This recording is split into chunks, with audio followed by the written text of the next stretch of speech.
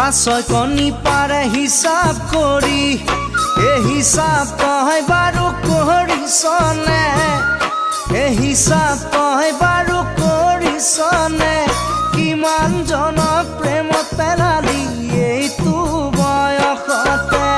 কাছয় কণী পাৰে হিচাপ কৰি এই হিচাপ